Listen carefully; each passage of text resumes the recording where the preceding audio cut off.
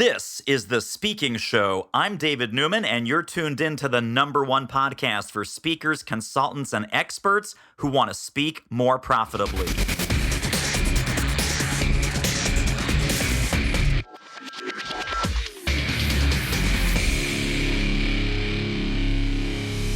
My guest is the awesome and amazing LinkedIn guru, Trevor Turnbull. Welcome, my friend. Mr. Newman, I'm humbled. Thank you so much. Looking forward to this. I know. Me too. I was thinking in preparation for our talk today that there's a big difference between smart uses of LinkedIn if you're a corporate executive versus the folks that are listening to us, the speakers, the consultants, the trainers, the independent thought leaders. And I think that maybe the genesis of this confusion, which I'd love you to clear up, is in the early days, the corporate executives would hop on LinkedIn and they would say, "This is my online resume." Yep. And even today, fast forward to, 20 plus years later, a lot of people, including experts, coaches, consultants, use it like an online resume, totally missing the boat, correct? Very much so correct. In fact, I just had a conversation with somebody yesterday about this, and in the corporate world, and this was a stat that this guy had actually pulled from his own data that he collected, but VPs within companies on average take like 140 days to update their LinkedIn profile. So they just clearly don't even see it as a priority. And when they do, they're literally just changing their title within the company, right? Or the company that they're working for. So they clearly don't see it as a marketing and a sales tool. Whereas when you're talking about the solopreneur, the speaker, the consultants, the coach, and I'm completely biased, but I also believe I'm right in this case, it is the best marketing tool that we can use because number one, LinkedIn is the largest database of professionals online where people willingly go and update their information. So it's not like those CRMs that we all have that are all outdated and don't have current information. People actually update it on purpose, right? So it becomes the first place that people turn to find out more about you. Who do you serve? How do you serve them? Why should they trust you? How can they find out more? And of course, it becomes a great tool for you to go and find the right types of people that could potentially be clients as well. All right. Now I've got a zillion questions for you. Yes, I counted them. Is there any sort of general overview introduction that you like to share with your clients about what LinkedIn is, how we play the game, or how to think about LinkedIn? Yeah, well, I think, in the same context of what we kind of just discussed, if you look at LinkedIn as a sales tool, as like a direct selling tool, then typically you're doing it wrong. And which may sound contradictory to what I just said, but hear me out here. So LinkedIn is the icebreaker. It's the place where you can go and find the data that you need to go and find the right people. How you use it from there is really the critical component of everything, because just like in a networking setting, which a lot of people can relate to because this is typically how we've always sold in the past, is face-to-face, relationships, handshakes, looking somebody in the eye. You want to take a similar approach with LinkedIn as well. And the key is doing it strategically so that you're not coming across as too salesy, pushy, sleazy. Nobody wants to do that. But at the same time, knowing that you need to mature the conversations and the relationships so that you actually turn those leads into qualified prospects and ultimately phone calls so you can start talking about the solution that you can provide and the problem that you can solve for that person. So that's the key. It's a marketing tool. It's a communication tool, but it's the best one to find the right people and really start the conversation. Now, if I'm listening to this and I'm channeling all of our listeners and I just start shaking my head and they're saying, "Oh my goodness, Trevor's right. I'm a slacker. I'm a loser. In fact, I haven't updated my LinkedIn in the 140 days or more." Yeah. So my LinkedIn is the same as it was back in 2011. It's like, well, we've got a problem. Is the first thing they should do is to totally revamp and revise their profile? Is that the foundation of everything that we do on LinkedIn? Yeah, it really is. So you need to be doing a little bit of research in advance and some work around what is your mission, what is your vision, what are your values, who is your perfect customer, what is your offer. All of those pieces kind of become the foundational piece of revising your LinkedIn profile.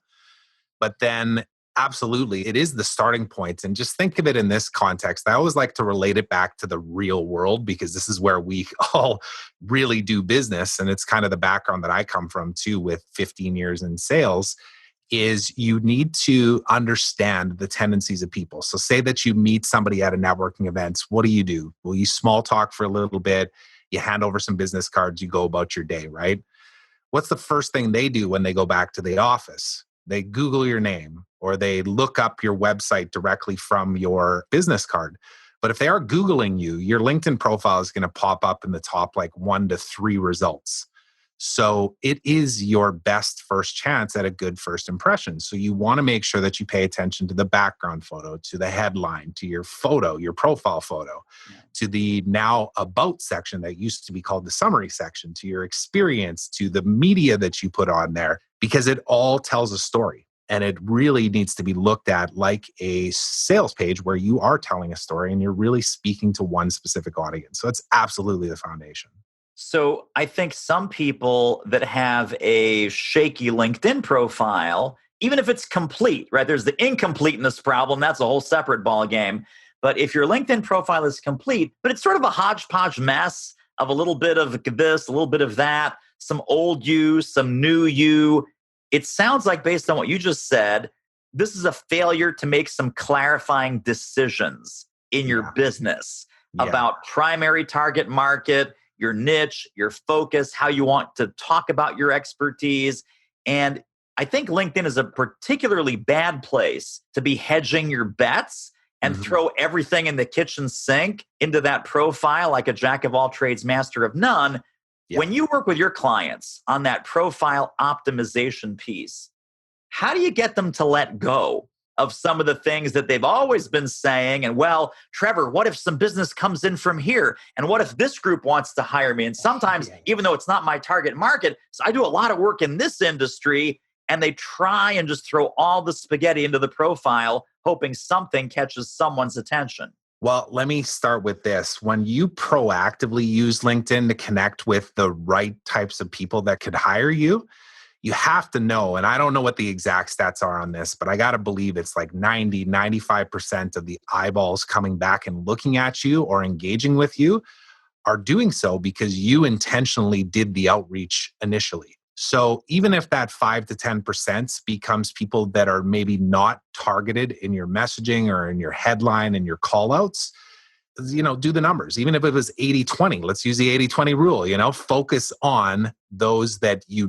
can best serve. And this comes up every single day, David. I just did a mentoring call with one of my clients yesterday who does leadership, right? So he does speaking, he's got an online program, he does consulting. And I had to ask him, I'm like, how competitive do you say your space is? And he's like, oh man, like there's thousands of people. I'm like, there's tens of thousands. Don't kid yourself. So how do you separate yourself? You have to position yourself as a specialist. Now, that doesn't mean that you can't take on clients in other industries and other niches, whatever it might be. But when you're being serious about your prospecting and you actually want to go and find clients proactively, you're way better off on choosing what I refer to as the solo method, we call it. Choosing one audience, having one clear offer, and using one campaign to be able to get those people into your world so that you can have a sales conversation. And it all comes down to the messaging. It all comes down to the clarity, especially your headline as it relates to your LinkedIn profile, because that's like step one, the first thing that people will see. Now, you said the magic word. The magic word is method. There seems to be a method to your madness, my friend. Tell us a little bit about the building blocks of the solo method and sort of the good, the bad, and the ugly of how clients come to you. And then what this solo method, this process, how does it help them get unblocked and unstuck in each of the phases of that? There's 3 components to it there, right? So there's the one audience as well as the one offer. So getting clear on your offer of what you actually sell. And if it's speaking, which I know a lot of people that are listening to this, that will be your one offer. And then your one campaign. And ultimately what we always teach people to do is to set up what we call an appointment campaign, which is really just to be able to get people on the phone, right? But lead them through a sales process that isn't literally just you sending out a Calendly link. It's them landing on a page and understanding a little bit more about who you are, but it's not even about you, it's about them.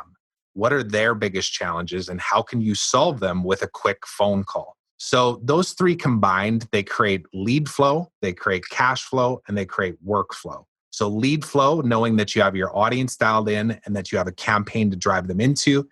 The cash flows, knowing that you have a campaign and an offer clearly defined so you can sell something. And then workflow really comes down to having the offer and the audience dialed in so that when you do get clients, that they actually work within the confines of how you deliver what you deliver. So too many times I see consultants and coaches kind of have an idea of their offer and kind of have an idea of their audience, but they'll really take anything. And their question when somebody says, so what does it cost? Is, well, what's your budget? Which is the worst thing you could do. You'd be way better off on standing on a price, whether it's $5,000 a speech or for a full day workshop or whatever it is, or 10 grand or 15 grand or 20 grand, and having it clearly laid out as to what you deliver for that price point. And then also, and this is one of the things as a speaker myself that I've always done, is I created like a meeting planner kit or a guide type thing, right? Which is pretty straightforward stuff. A lot of people have this on their speaker profile now, is like, if you work with me, here's what you can expect from me, and here's what I expect from you. You need to give me a room. You need to allow me to connect to my MacBook. You need to give me a lapel so that we can record things. You need to make sure that there's no more than 10 people in the room for this workshop. Whatever those criteria are, the more you have this stuff laid out, the better chances that people are going to take you seriously and pay your higher prices too. Hey, this interview is a real moneymaker. If you're serious about ramping up your reach and revenue as a speaker, trainer, or expert, book a confidential speaker strategy call with our team. The link is doitmarketing.com/call. It will be the most valuable 45 minutes you invest in your speaking-driven business. Speaking of value, let's get back to the show. Now, things like the AV requirements, the pre-programmed questionnaire, these are on our website. They're not on our LinkedIn profile, or are they? I don't typically recommend you throw it on your LinkedIn profile just because it's kind of like too much information too soon. It's a better thing to maybe have on a website, or even if you don't have a website, even if it's just like a one-page kind of speaker profile page with your photo, maybe a short video, and then all of these, speaker requirements and whatnot.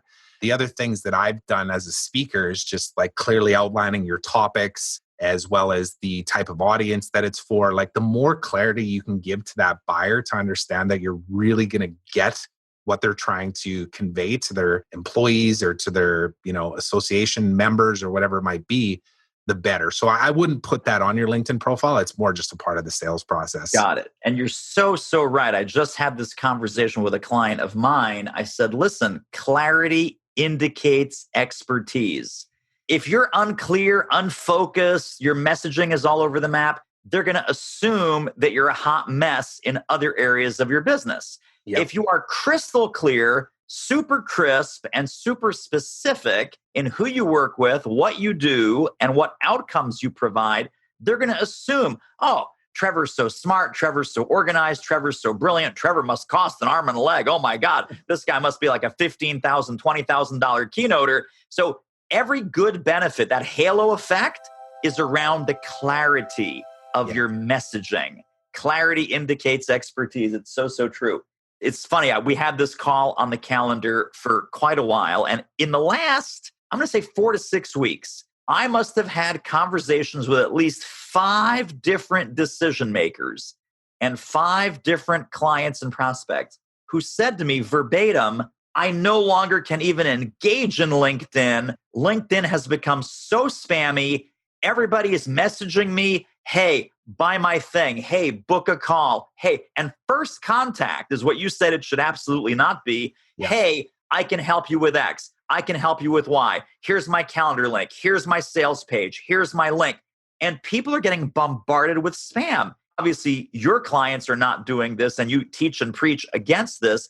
Do you think LinkedIn is being damaged as a reputable platform because of all the people who are misusing it? And then let's talk about what's the softer, smarter, more engaging sales strategy. But first question is this becoming a wasteland of spammers and salespeople trying to get married on the first date? Well, I can tell you that at the start of this year, Gary Vaynerchuk actually put a video out. I still remember this. It was on like January 3rd, where he said, LinkedIn's hot, everybody. 2019 is going to be the year of LinkedIn. And within 2 weeks, there was like 150 new LinkedIn consultants out there that were figuring out how to use automation, spammy tools, and how to just mass market your message out to the masses, right? And there's no doubt that that's caused that exact feedback that you just said.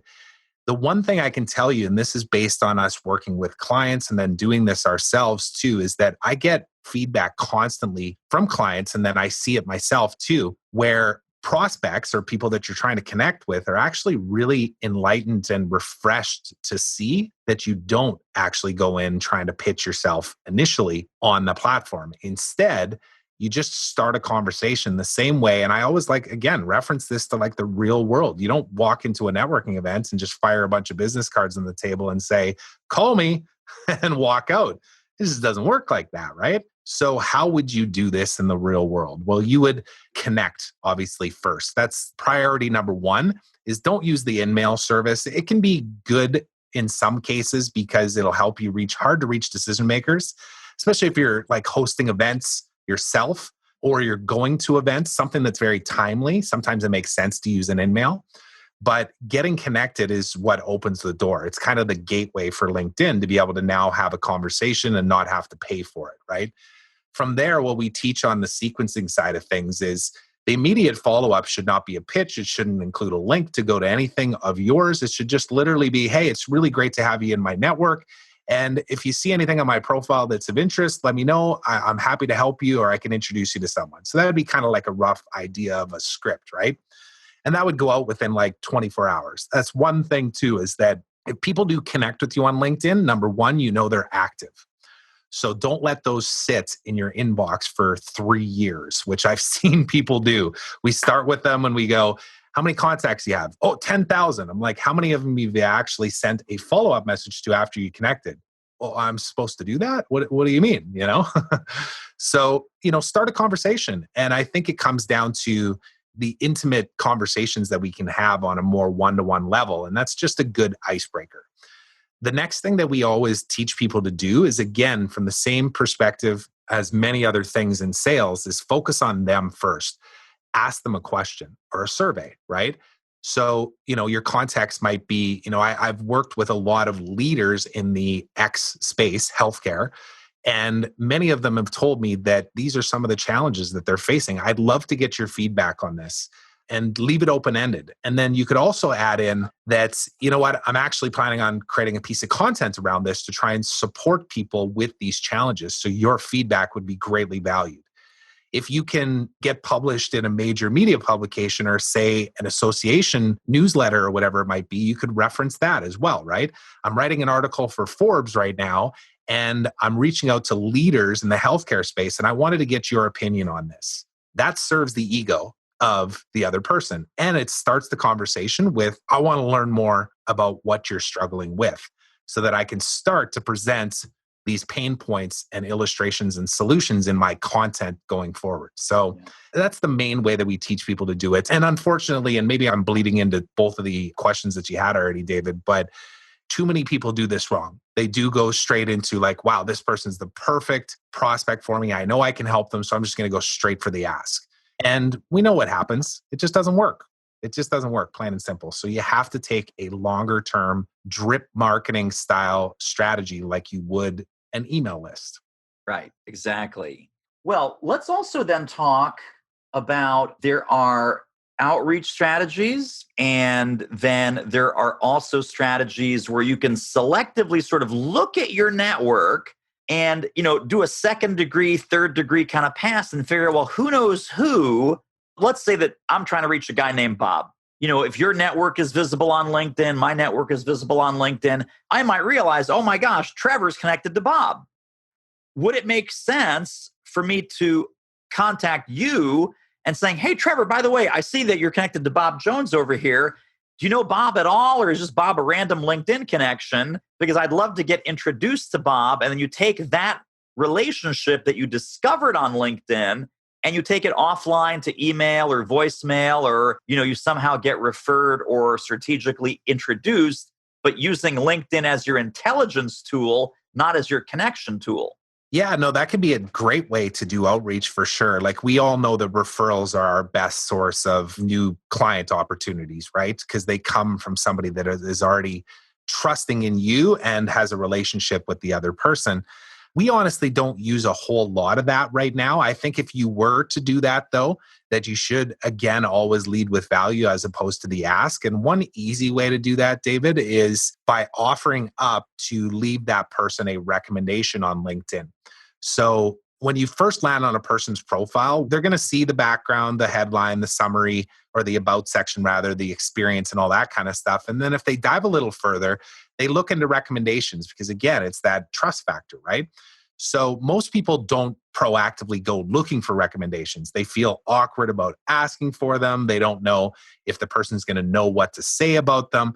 So if you were to do an outreach to say somebody that was connected to another person, what you might do first is actually just unsolicited send that person a recommendation. And you can actually put a note with it too. So you can write the recommendation and then you write a note with it and it gets sent to that person. They can review it, they'll see it, they can approve it to put it on their profile. But the initial shock factor of like, whoa, that wasn't really expected, but that was really nice. So and so just recommended me for my sales prowess or my speaking ability or whatever. Then it makes for a much more natural conversation to say, hey, yeah, no problem. You know what? I was just spending some time today, wanted to recognize the people that are in my network, knowing that it would be of value to them. And you're going to get a thank you and it'll start the conversation. Oh, by the way, I noticed you're connected to so-and-so. So now it's conversation number 2 or 3 where you're asking for that referral. And that's a much more natural way to do it.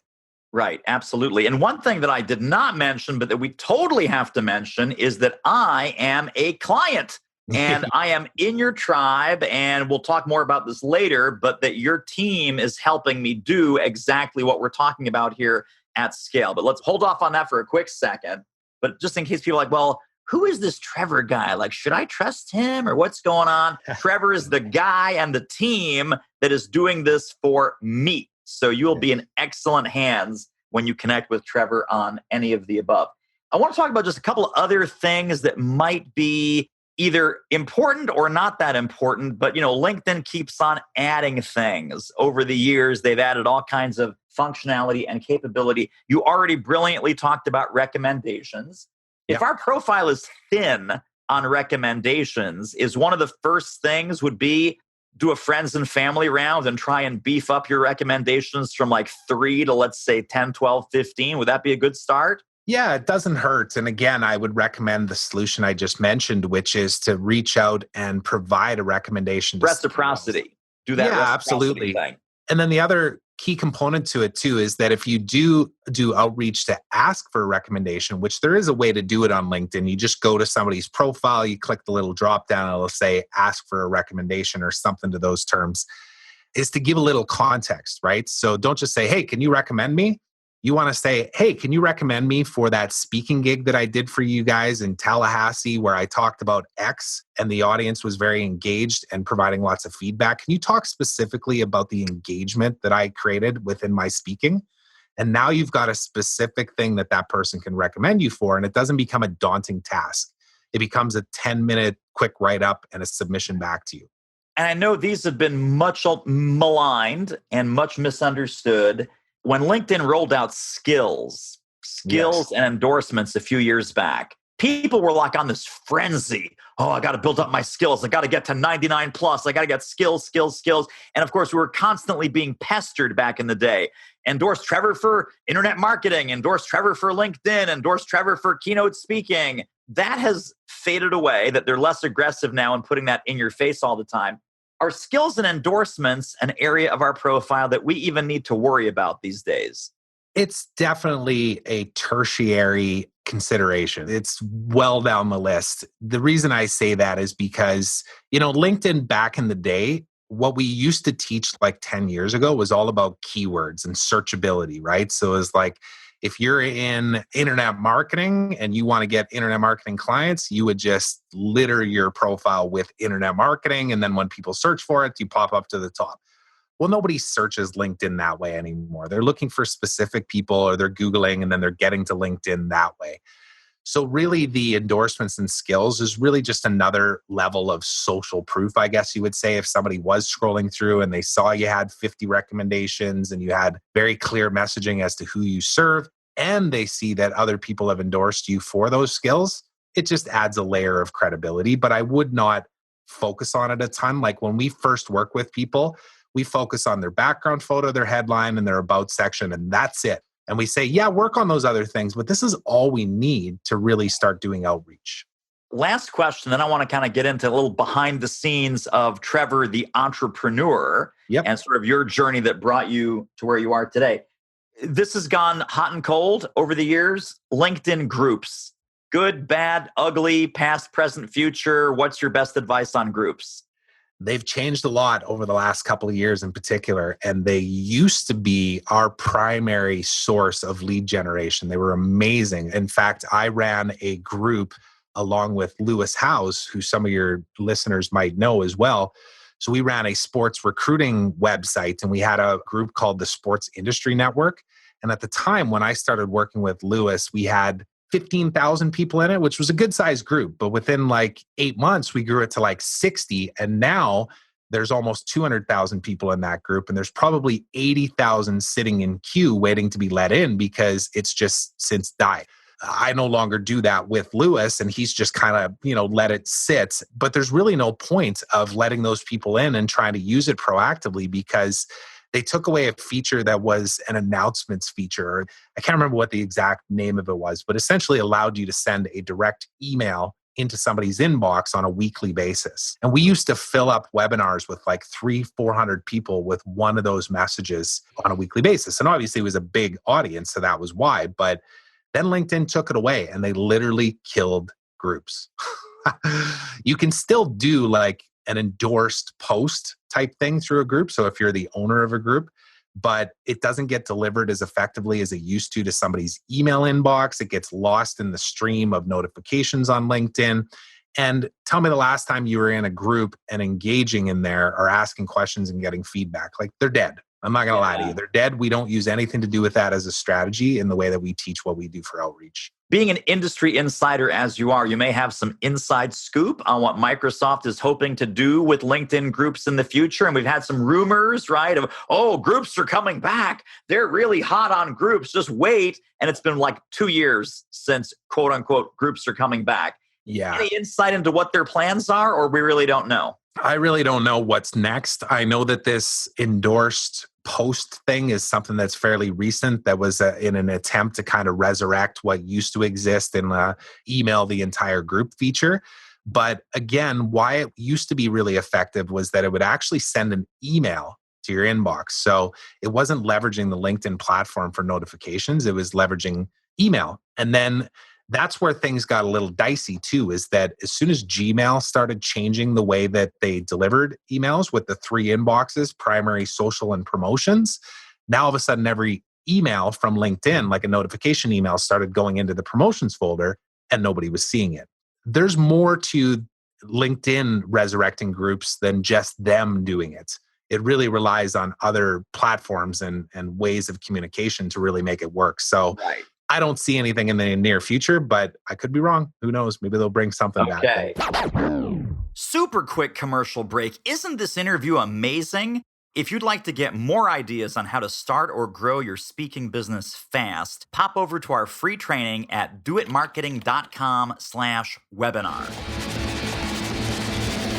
Well, one of the things I like to do is I always like to kind of go behind the scenes a little bit with our guests. And I know that your evolution just in the LinkedIn world, you've gone from teaching it to coaching it to done for you, done with you. Yep. And some of those things have been turned off and some of those things have been turned on over the years. I know you had a course that had, I think, thousands, if not tens of thousands of students in it that had some great revenue and some great results. And also you were sort of scratching your head going, well, are enough people getting results from this course where I'm really happy with it? Take us back to sort of the evolution of we teach it, we coach it, we do it with you / do it for you, and then give us a snapshot of what you're working on today.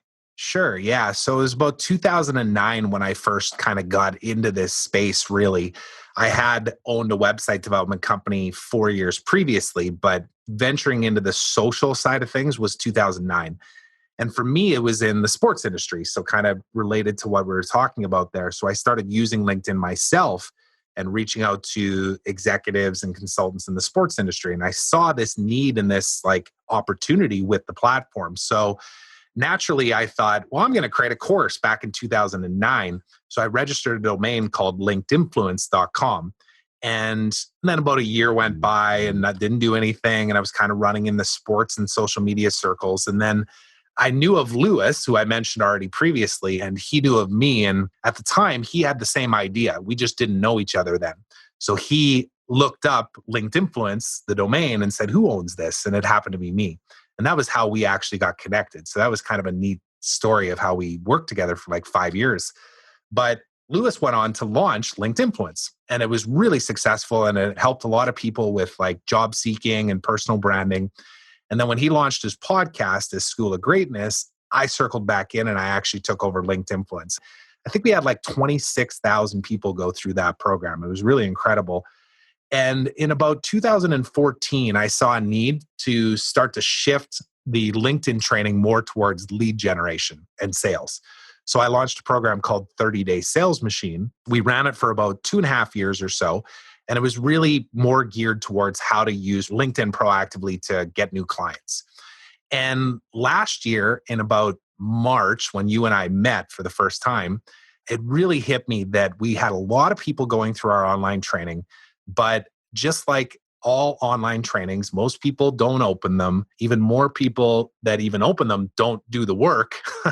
So therefore, they don't get the results. And now we had a lot of success stories, but not nearly as many as I wanted based on the kind of numbers we were getting for people joining our programs. So I blew it up last May and I literally stopped selling it and I launched a mentoring program called the Expert Selling Machine. And we just focused on working one-on-one with clients using our LinkedIn lead generation process, but also layering in all the other components of what a person needs, which is audience refinement, offer creation, setting up the lead gen, of course, creating the campaigns and the pages and the videos that a person would need, sales process, content creation, lead nurturing, lead follow-up, all that kind of stuff. And it was really incredible what happened. So we had like 10 people sign up in the first month. We worked through the process with them. We built it out slowly. Over the last year, we've now fully launched an online program that has everything from A to Z in it called the Expert Selling Academy. And we just literally opened the doors on that recently because we weren't in a position to do it a year ago. Yeah. We needed to stumble our way through and figure out what do people actually need help with. So we put in over 1,200 hours of direct one-on-one mentoring over the last year with our different students and clients. And this is what has resulted from it. So now we have a program, like I say, it's called Expert Selling Academy. It's very inexpensive. We charge $1 for 30-day access, and then there's just a small monthly fee on that one. And that's for those that do know that they still want a do-it-yourself solution. I'll be honest though, it's kind of like a lead magnet for us because it really just opens the door to like, what are these guys all about? And then people come in and they see it and they're like, whoa, like look at the possibilities on this. And we also offer a mentoring program. And the mentoring program is we do it with people as well as offer a done for you solution. And we do it one-on-one as well as through group coaching and a private community. And the results that people are getting are incredible. It's really transformational, more than just lead gen, but just everything, having processes in place, overcoming mindset challenges, really understanding how to build a sales process because most people are scared of selling. They've come from a corporate world a lot of times where they were handed clients and now they're a consultant, they're a speaker, they don't want to retire, they want to make some extra money, but they need to learn how to market and sell what they do as well as deliver it. And that's what we specialize in now. Love it. Absolutely. And that's such a great evolution. I think that, so not only is this fascinating to get insights into how your entrepreneurial mind works, but people listening, they sometimes grind it out for years with something that they're feeling no longer works, maybe no longer serves their clients and audiences, maybe no longer brings them joy, but they just keep doing it because that's all they know. And at a couple of inflection points in your business, as you said, you blew things up. You said, okay, we're going to start from scratch. We're going to go back to a clean piece of paper. And if I can build this business in a better, faster, stronger, smarter way, I am willing to do that short-term pain for the long-term gain. And let me ask you this, because we're very open and honest with folks, and sometimes things work out fantastically well, and sometimes not. When you did that blow up, was it a short-term dip in your revenue, or were you rocking and rolling the whole time straight through?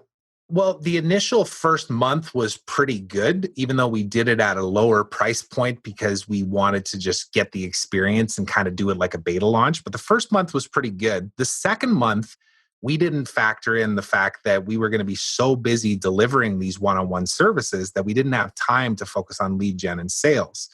So month 2 was literally like a goose egg. It was 0, which if I didn't have the mentorship that I seeked out at that time too, I probably would have panicked.